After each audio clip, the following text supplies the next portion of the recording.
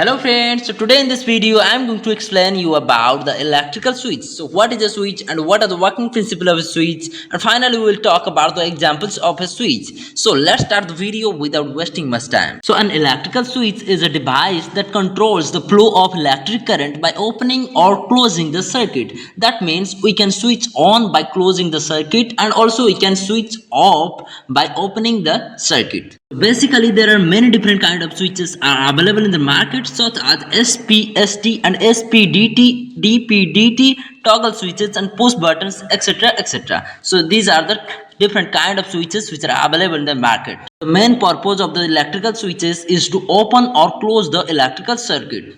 So by the help of switch, we can turn on or turn off the load which is connected to the circuit. This is the basic concept regarding the electrical switches. So see you in the next video. Thanks for watching this video, guys.